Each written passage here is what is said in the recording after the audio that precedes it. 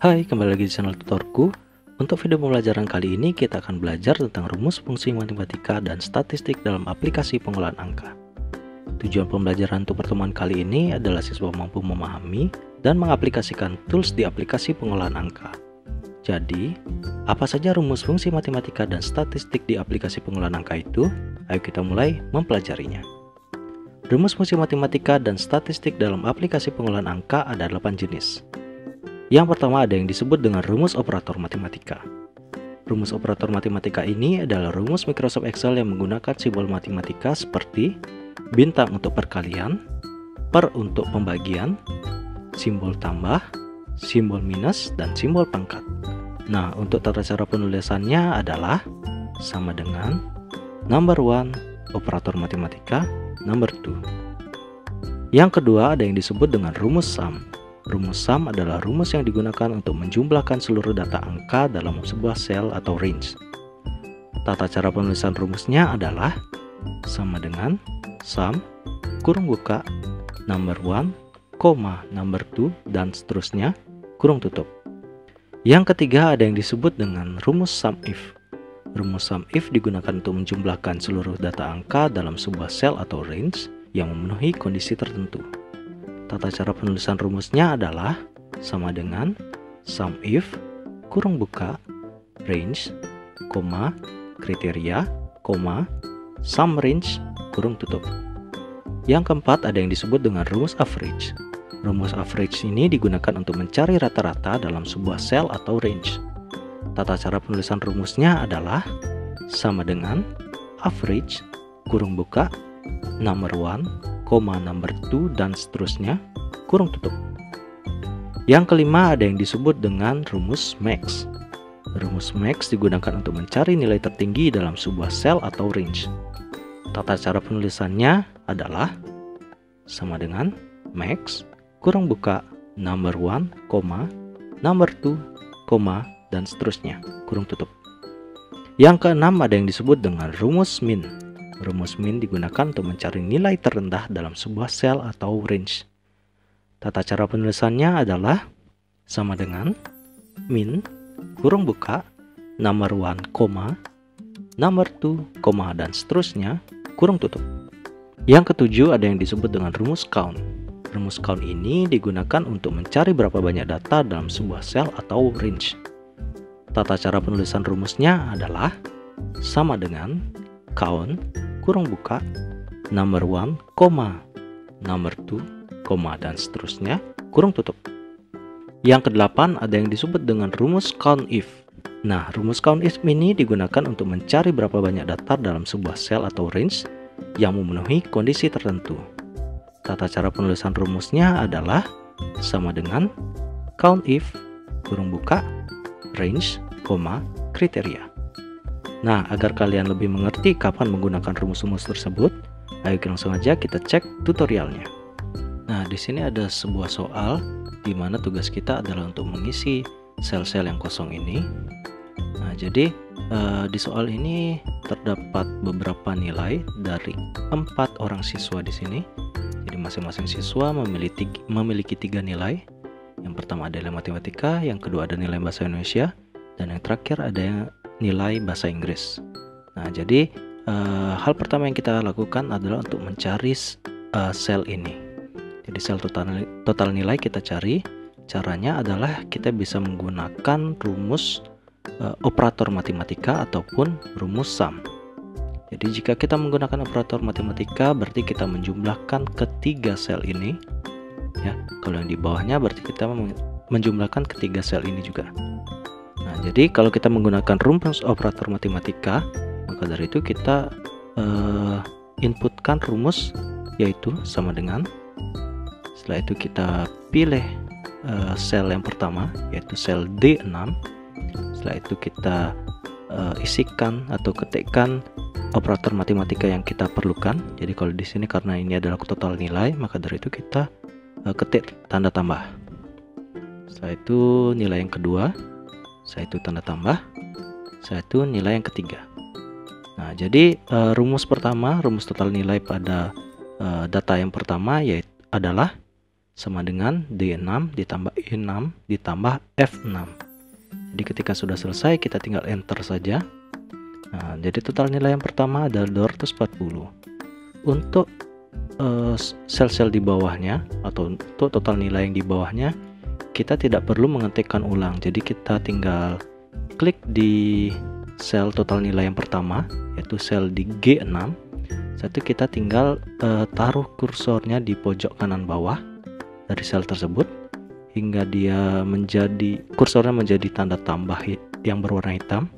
Satu kita tarik ke bawah atau drag ke bawah, maka dia akan langsung muncul sesuai dengan data di sampingnya. Jadi karena di sini adalah G7, maka dari itu rumusnya akan berubah menjadi D7 ditambah E7 ditambah F7 dan seterusnya. Nah, jadi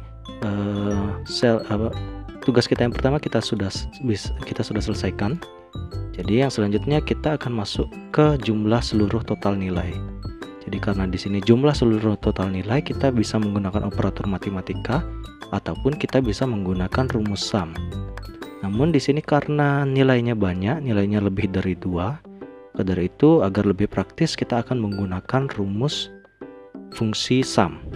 Jadi caranya adalah sama dengan yaitu sum, yaitu dalam kurung. Nah, nomor 1 dan nomor 2 ini kita tarik atau kita blok sel-sel yang akan kita jumlahkan. Jadi kalau di sini sesuai dengan tulisan di sini adalah jumlah seluruh total nilai, maka dari itu total nilainya kita blok.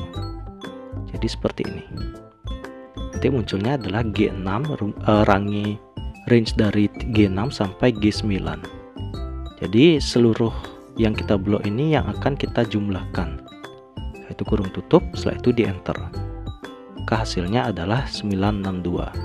Jadi lebih praktis jika kita menggunakan rumus-rumus yang ada di Microsoft Excel dibandingkan kita ketik dari awal atau kita cari menggunakan kalkulator. Jadi lebih praktis jika kita menggunakan rumus yang ada di Microsoft Excel. Nah, yang selanjutnya kita akan mencari jumlah total nilai siswa dengan jenis kelamin laki-laki. Jadi hampir sama seperti seperti tugas yang kedua.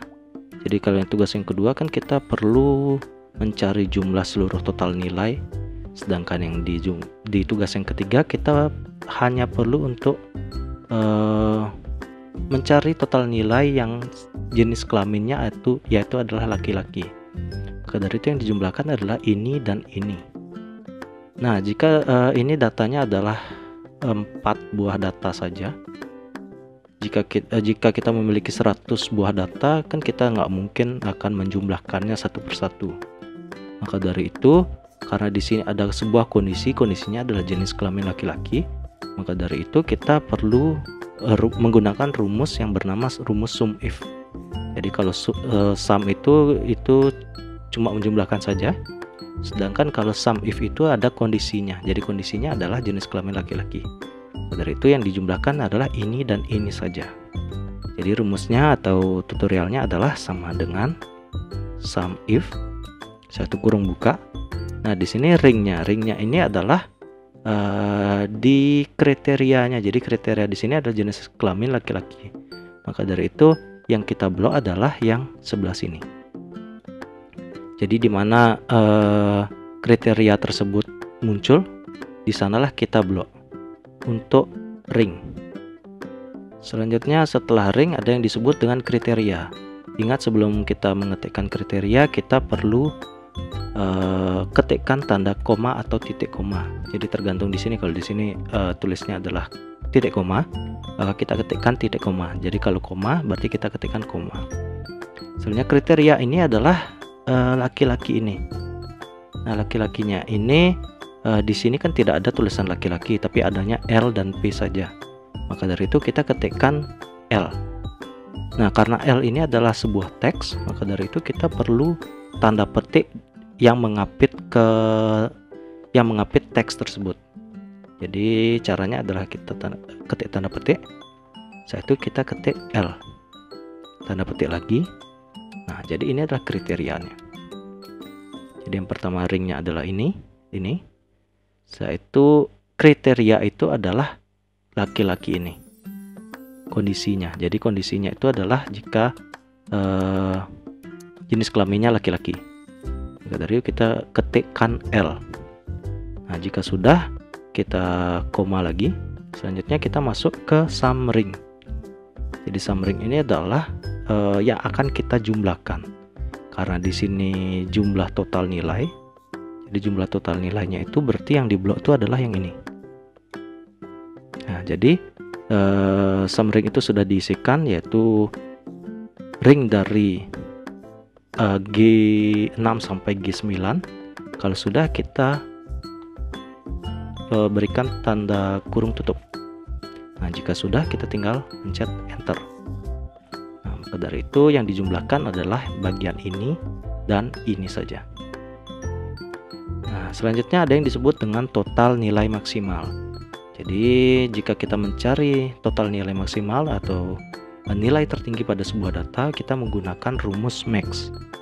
Jadi caranya adalah sama dengan max kurung buka. Setelah itu kita masukkan number 1, number 2 dan seterusnya. Jadi range yang akan kita cari nilai tertingginya. Kalau di sini nilai tertingginya yang akan kita cari itu adalah total nilainya. Maka dari itu kita blok yang ini, G6 sampai G9. Jadi kita mencari nilai tertinggi di range G6 sampai G9. Setelah itu kita kurung tutup. Nah, seperti yang tadi juga, di sini total nilai maksimalnya adalah 245. Kita bisa dicek di sini. Jadi nilainya adalah yang tertinggi adalah 245. Jadi dengan menggunakan rumus ini itu akan mempercepat pekerjaan kita di perkantoran. Nah, selanjutnya ada yang disebut dengan total nilai minimal. Jadi kebalikan dengan maksimal tadi, rumus dari total nilai minimal ini adalah menggunakan min. Kurung buka. Setelah itu kita blok sama kayak tadi. Setelah itu kurung tutup. Nah, hasilnya adalah 234. Jadi ini. Selanjutnya ada yang disebut dengan rata-rata total nilai. Rata-rata total nilai ini adalah kita menggunakan rumus average. Nah, sama seperti tadi, kita juga blok dari total nilai ini. Setelah itu kita kurung tutup. Setelah itu kita enter. Nah, jadi total nilainya ada koma di sini. Nah, misalkan kita mau membuat total nilainya itu lebih dari 2 angka di belakang koma, maka dari itu kita bisa menambahkan 2 angka di belakang koma dengan menggunakan tools ini.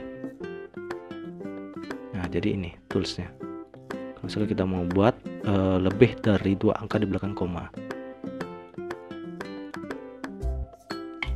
Nah, tugasnya selanjutnya adalah banyak siswa. Kita mencari banyak siswa.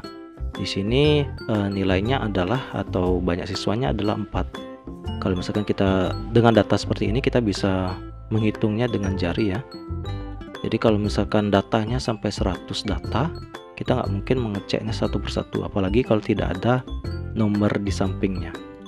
Nah, caranya adalah menggunakan rumus aplikasi pengolahan angka, yaitu rumus count. Jadi caranya adalah sama dengan, setelah itu kita ketikkan count, setelah itu kurung tutup.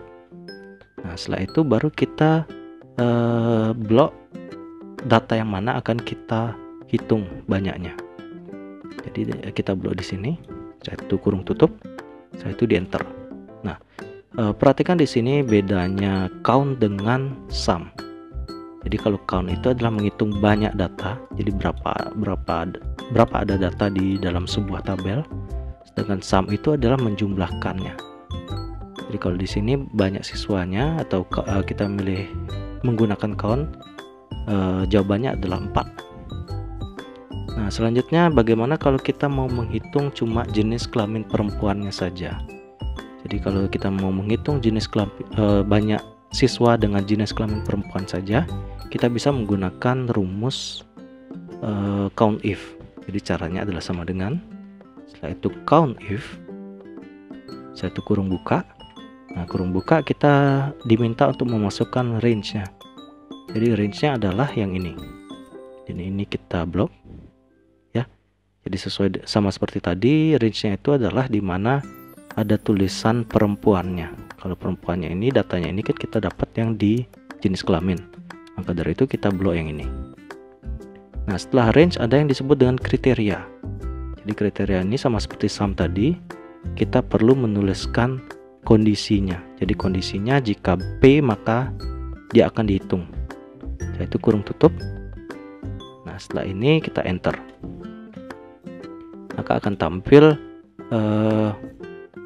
jawaban 2. Jadi sebenarnya di jawabannya ini itu bukan dalam bentuk angka, tapi dalam bentuk rumus.